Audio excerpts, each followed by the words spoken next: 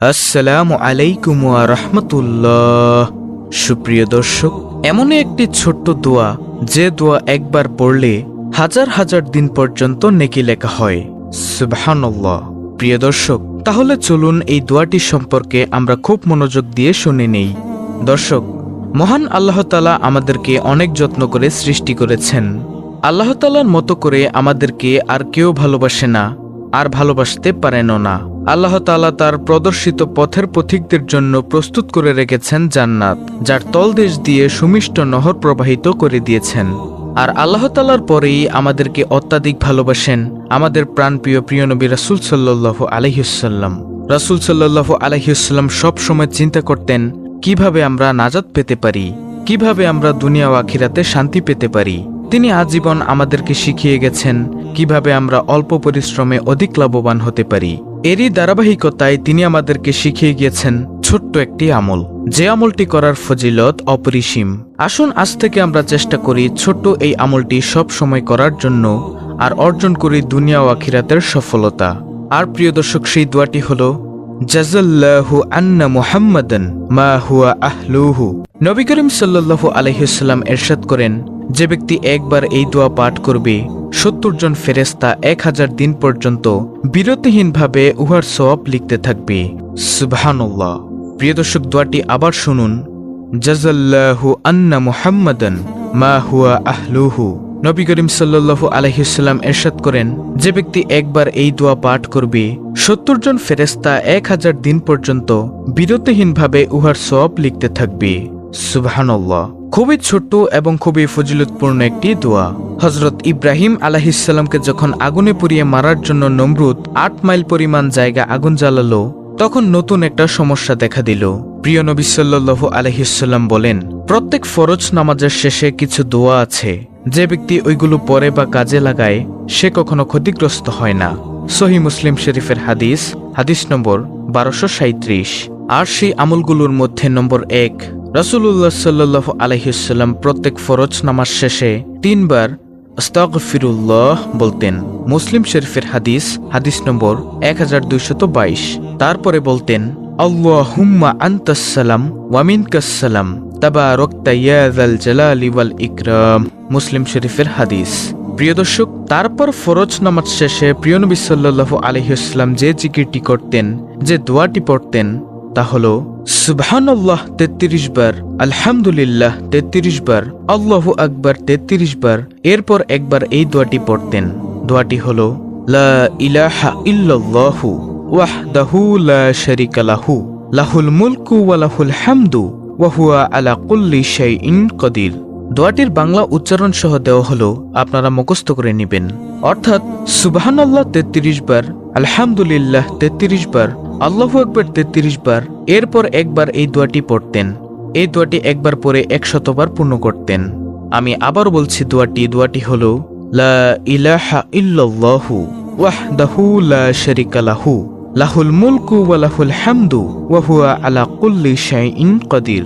এগুলো পাঠে গুনাহ সমূহ সমুদ্রের ফেনারাশির মতো অসংখ্য হলেও ক্ষমা করে দেওয়া হয়।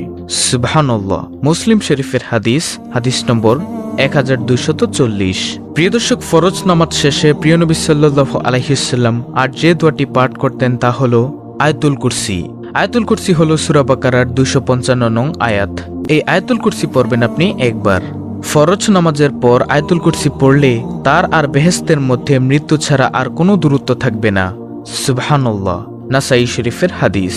দর্শক, আয়াতুল কুরসির ফজিলত হলো, আয়াতুল কুরসির ফজিলত সম্পর্কে রাসূলুল্লাহ সাল্লাল্লাহু আলাইহি ওয়াসাল্লাম বলেছেন, যে ব্যক্তি প্রত্যেক ফরজ সালাতের পর আয়াতুল কুরসি পাঠ করবে, তাকে জান্নাতে যাওয়ার থেকে মৃত্যু ব্যতীত কোনো কিছুই বাধা দিতে পারবে না। সুবহানাল্লাহ। মুসলিম শরীফের হাদিস, নাসাই শরীফের হাদিস। আর রাতে ঘুমানোর সময় পাঠ করলে সকাল পর্যন্ত তার হেফাজতের জন্য একজন ফেরেশতা পাহারায় নিযুক্ত থাকে, যাতে শয়তান তার নিকটবর্তী হতে না পারে। বুখারী শরীফের হাদিস।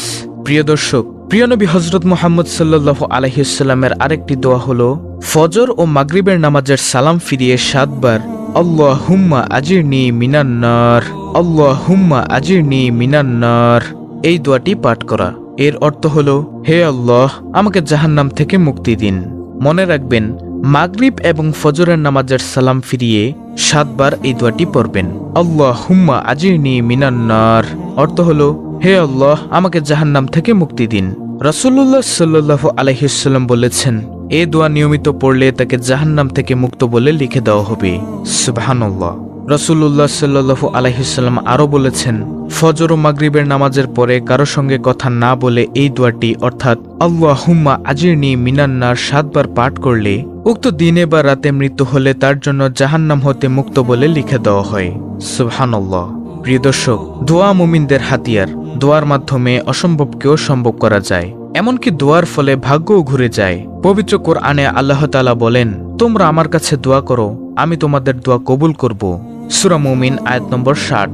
আরবিতে দোয়া শব্দের অর্থ ডাকা, আহ্বান করা, প্রার্থনা করা বা কোনো কিছু চাওয়া ইত্যাদি। রাসূল সাল্লাল্লাহু আলাইহি ওয়াসাল্লাম বলেছেন, দোয়া ছাড়া আর কিছুই আল্লাহর সিদ্ধান্তকে বদলাতে পারে না। তিরমিজি শরীফের হাদিস, হাদিস নম্বর 2139। দোয়া সব ইবাদতের মূল। দোয়া কবুলের অনেক শর্ত আছে। আল্লাহর উদ্দেশ্যে একমাত্র তার সন্তুষ্টি অর্জনের জন্য খালেস দিলে দোয়া করতে হবে। অনেক মানুষ এমন রয়েছে যাদের দোয়া আল্লাহ তাআলা কবুল করেন না বলে জানিয়ে দিয়েছেন। প্রিয় দর্শক, তার মধ্যে একটি শর্ত হলো নিরাশ না হওয়া। দোয়ার পর আল্লাহর প্রতি পূর্ণ বিশ্বাস রাখতে হবে যে আল্লাহ আমার দোয়া কবুল করবেন। নেতিবাচক কোনো চিন্তা করা যাবে না, অন্যথায় এ দোয়া কবুল নাও হতে পারে। আবু হুরায়রা রাদিয়াল্লাহু তাআলা আনহু থেকে বর্ণিত, নবী করিম সাল্লাল্লাহু আলাইহি ওয়াসাল্লাম বলেছেন, তোমাদের প্রত্যেক ব্যক্তির দোয়া কবুল করা হয়ে থাকে যদি সে তাড়াহুড়া না করে আর বলে যে আমি দোয়া করলাম কিন্তু আমার দোয়া তো কবুল হলো না, এমনটি যেন কোনো ব্যক্তি না বলে। দোয়া করে অবশ্যই ধৈর্য ধারণ করবেন, একটু দেরি হলেও তার ফল পাবেন। বুখারী শরীফের হাদিস, হাদিস নম্বর 6340। প্রিয় দর্শক, দোয়া কবুলের আরেকটি শর্ত হলো হারাম থেকে বেঁচে থাকা। দোয়া কবুলের অন্যতম শর্ত হচ্ছে হারাম খাদ্য, বস্ত্র, পানীয় ইত্যাদি পরিহার করা। হারাম উপার্জনে নিজেকে সম্পৃক্ত করে যতই দোয়া করা হোক তা আল্লাহর দরবারে গৃহীত হয় না। রাসূল সাল্লাল্লাহু আলাইহি ওয়াসাল্লাম এক ব্যক্তির কথা উল্লেখ করেন, দীর্ঘ সফরের ক্লান্তিতে যার মাথার চুল বিক্ষিপ্ত, অবিন্যস্ত ও পুরো শরীর ধুলোমলিন, সে আসমানের দিকে হাত প্রশস্ত করে বলেন, হে আমার প্রভু, হে আমার প্রতিপালক, অথচ তার খাদ্য ও পানীয় হারাম, তার পোশাক হারাম, তার জীবন জীবিকাও হারাম। এমত অবস্থায় তার দোয়া কিভাবে কবুল হতে পারে? অর্থাৎ বোঝা গেল দোয়া কবুল হওয়ার অন্যতম শর্ত হচ্ছে হারাম পরিহার করা, হারাম খাদ্য, হারাম পানীয়, হারাম বস্ত্র পরিহার করা ইত্যাদি। তিরমিজি শরীফের হাদিস। তো প্রিয় দর্শক, এই ছিল আমাদের আজকের ভিডিও। অত্যন্ত গুরুত্বপূর্ণ একটি ভিডিও। ভিডিওটি ভালো লাগলে অবশ্যই চ্যানেলটিকে সাবস্ক্রাইব করে বেল বাটন অল বাজিয়ে দিবেন।